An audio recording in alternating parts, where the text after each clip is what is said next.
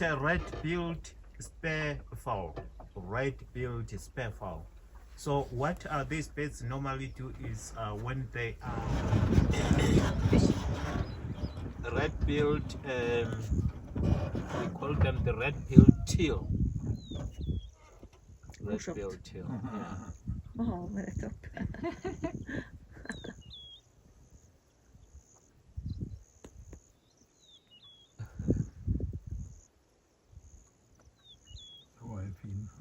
All right.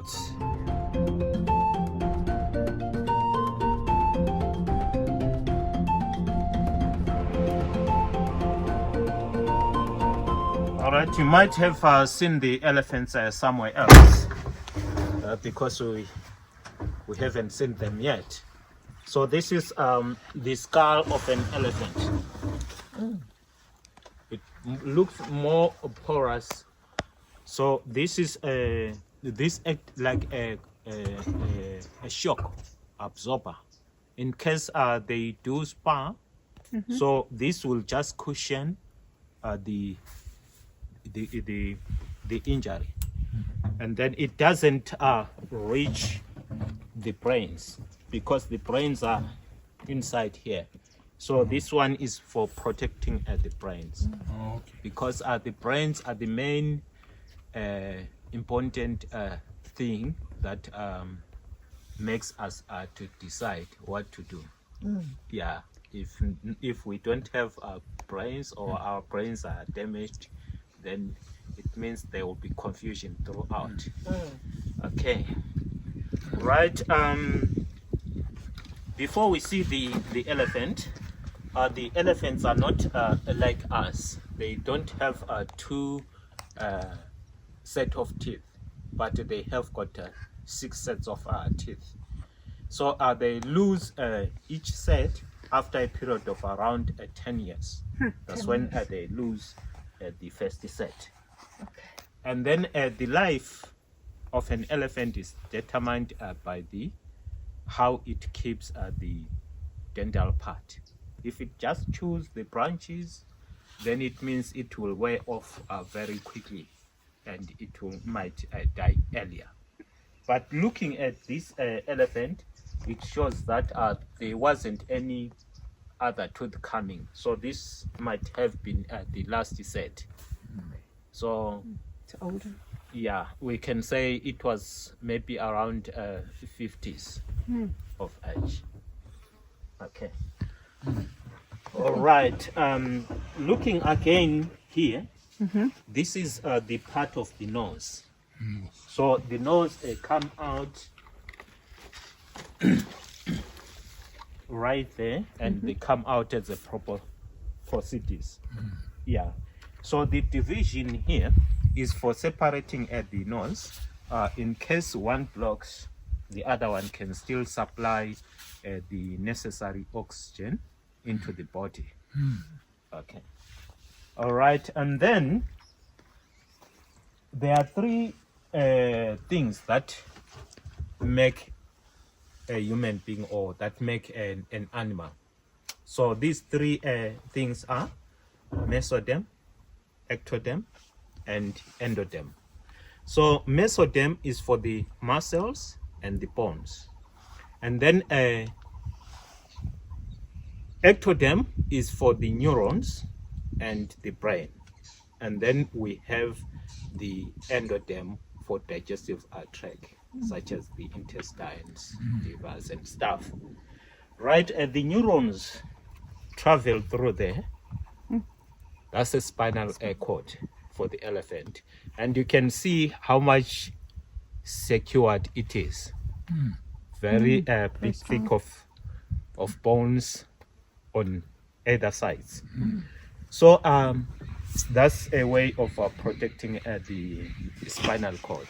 So big animals such as the cats, lions, if they are attacking big animals, they jump on top. So if they happen to sink their paws in here, it means they scratch, and then the animal will become confused and it will be easily brought down. So that's why maybe you watch the videos of lions attacking buffaloes, or they go to the tail.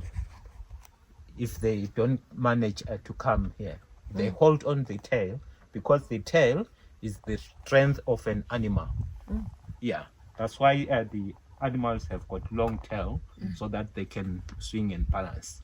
So if they get on to cut that, it means they have cut some of the part that might damage the yes spinal. the final. Yeah. Okay. And then we have got the ball and socket thing that is now used in the machines. It's got also from animals. That's a pelvic part. Yeah, pelvic part. So if we hear or feel the pains, it means there is a cover, which we call it the cartilage. Yeah, it should nourish here. It's used for nourishing and smoothing at the surface, so that the bone turn without pain. So if you feel the pain, it means the cartilage is gone. So for humans, yes, you can go maybe to the clinics, hospitals, but what about animals? Animals have to utilize whatever they find in the bush. So the plants are very useful for that. I will show you another plant known as the devil's claw or devil's thorn, which is used by the animals for eating. To build cartilage, to keep that healthy. To help it. Yeah. Okay. So what possibly brought down an elephant here? Possible it might have died natural. Oh, okay. Looking at the teeth. At the teeth. Okay. All right. Any questions? Thank you, doctor. You're welcome. Thank you. So we move on.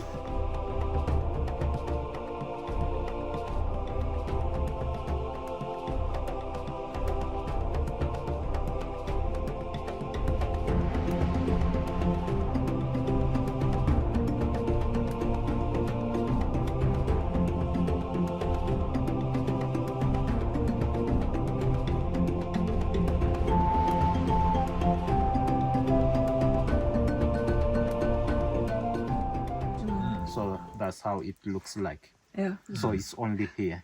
So here it will be having some grills. Okay. It's called what? It's sort of grills. Yeah, but what's the animal called? Wildebeest. Oh, that is the wildebeest. Okay. Yeah. Okay. Yeah. Yes. Blue. Ah, now it looks like it. Then check the nostrils. Yeah. The part of the nostrils there. All right. Looking at this part here.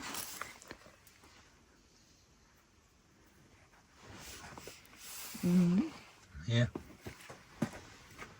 Yeah. It have got some bones which does spiraling. But when we looked at the elephant's bones, it was just a division. Yeah. And these ones have got some coils. It's because when they are feeding, we saw them feeding there, they go very low. And we had the zebra bleating. And I said it's removing some maybe some dust or soils. Yeah. So this spiral, if air goes in here, it gets humidified, filtered, and then it spirals. So the spiraling will be the removing of the dust or soil particles, so that they stick on the mucus inside there. So that's why they have this coiling inside. And then the eyesight is on the side, for the antelopes and animals like zebras, so that they can see something coming from behind. But we saw monkeys, their eyes are right there, because they can easily judge the distance and they can jump from one branch to another. So these, they don't have got the round eyeball, but they have got a horizontal one. So they see in a parametric vision. So that's why sometimes you might be surprised. They see something is coming or a lion is coming. They want to move to get close and assess. When they see that is something dangerous, they then run away. Yeah, it's because they will have not clearly noticed what it is that they are seeing. But the lion will have already seen. And then what is developing here is what we call the horn moth. Horn moth. These things here. Horn moth. So these moths destroy the keratin part. So the keratin is just same as our fingernails or the hair. So it doesn't compose much easy. So if these accumulate there, they can separate it from the bone, as you can see. Okay. It gets on to be separated. They do that while they're alive? While they're living? No, when After it's they're dead. Yeah, when it's dead. So remember, all living organisms carry carbon 14 in them. So carbon 14 is the main factor that actually it's a building factor of organic material. So when it dies, that carbon is no longer useful. So it can now not prevent, no tissues, no cells are being replaced. So it means the moth gets a chance by loosening this. Okay.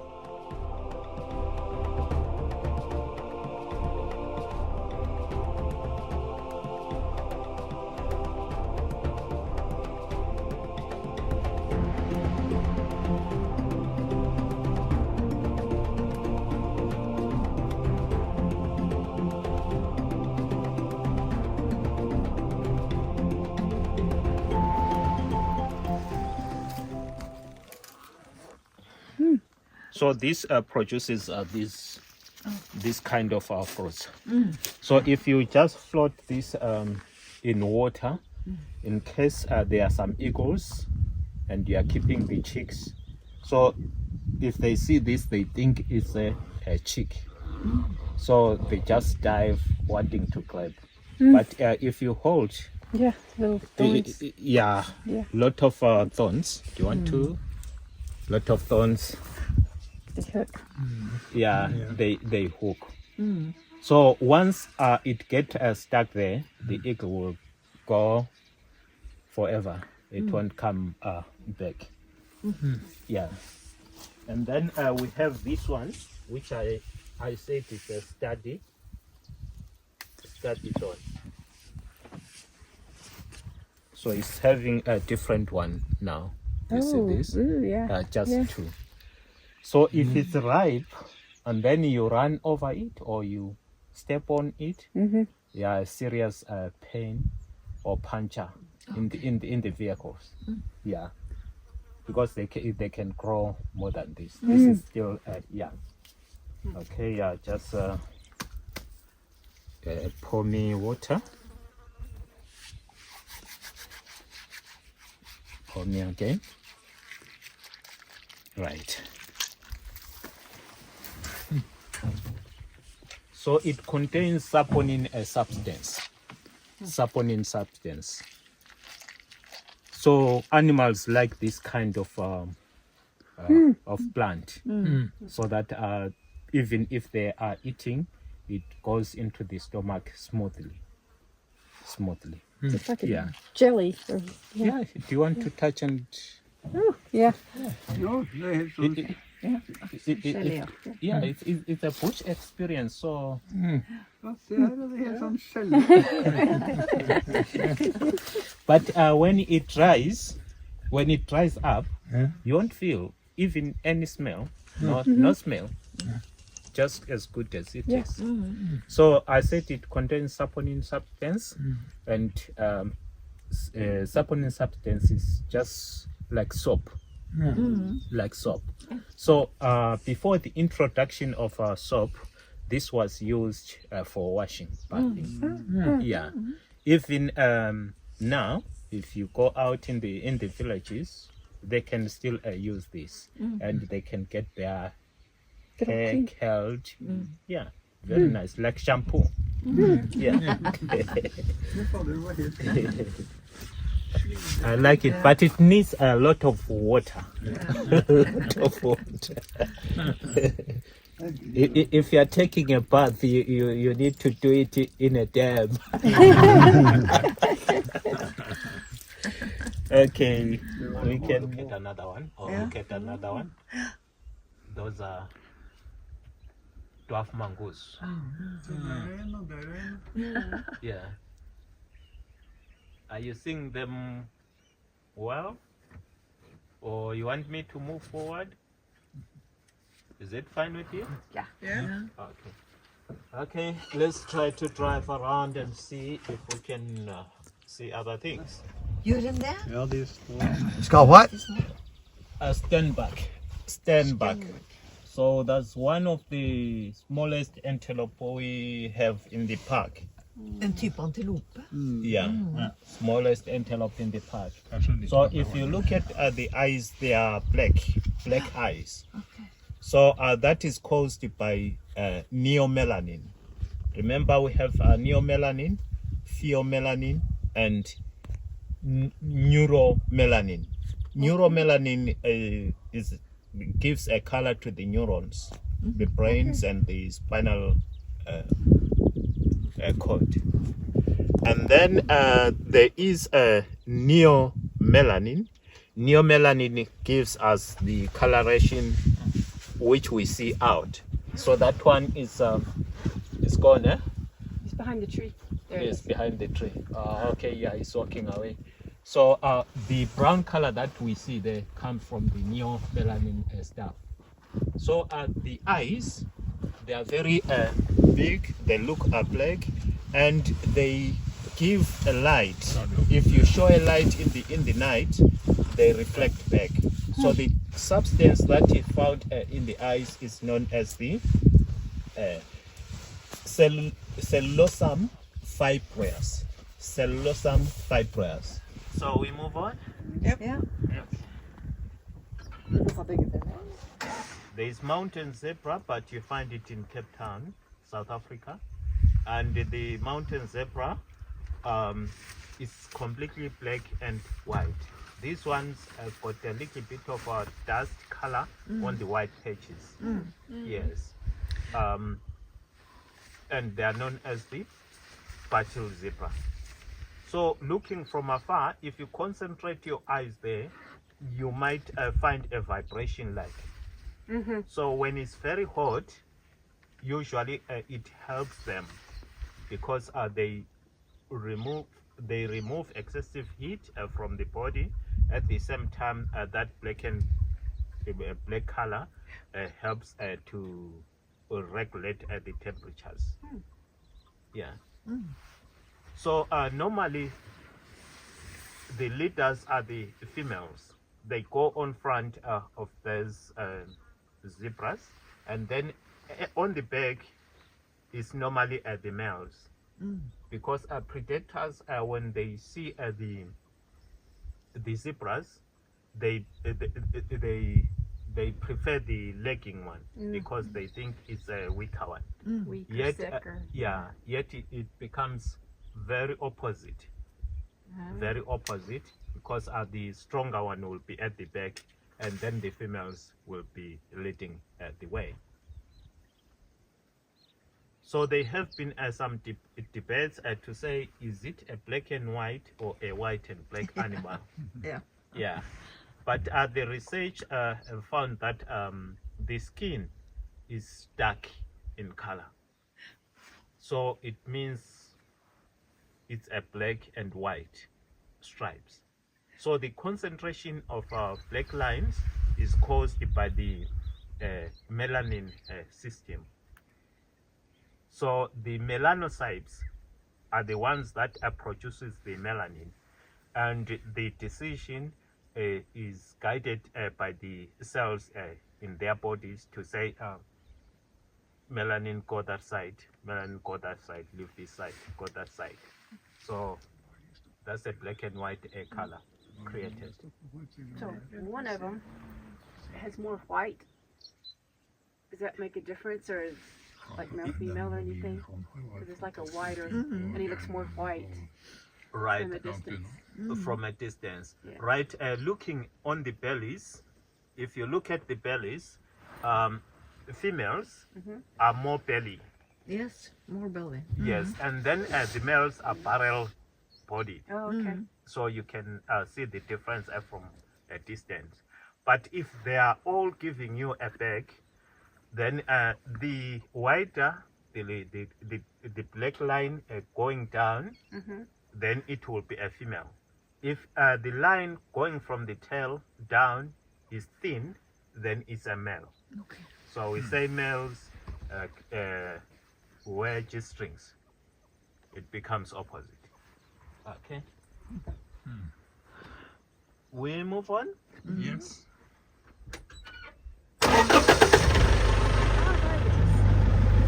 So smaller. The code is, we call it a Tragelaphus stripisoceros. Tragelaphus stripisoceros. So they are the kudus, one of the biggest antelopes we have, and they are very good jumpers. If you see one crossing the road, you have to expect others to be coming. Yeah. So you have to slow down the speed. So these, there are two types of these antelopes, the greater kudu and then the lesser kudu. So these animals have got large ears. The ears are very mobile. They can be turned like that to focus where sound will be coming from. So the ear have got three parts known as the outer ear, and then there is middle ear, and then there is inner ear. So the outer ear collects the sound and then send to the middle ear, which have got smaller bones. Upon receiving the sound, they rattle and send information to the inner ear, which contains a lot of fluid. So the vibration of the fluid send the information to the brain, and then the brain will detect back what is being heard. So these are female kudus. Male kudus have got horns, and male kudus were killed a lot for their horn because the horns were used as alarms or as musical instruments. Okay. Yeah. So now it's specially protected. And we are having here the females. So if the female is about to give birth, it normally moves away from the head, go find a suitable thicket where it drops just one fall after a period of around 7 months, and then it nurses the baby early in the morning and later in the afternoon. But during the night, they keep in touch with the baby. And every time she nurses it, she also changes the position so that the baby doesn't create telltale odors, which might attract predators. Yeah. Okay. Okay. Super.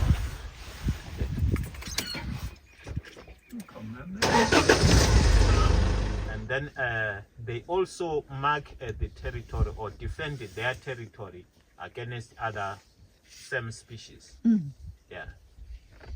All right. Satt jo veldig, han var jo veldig fotogen.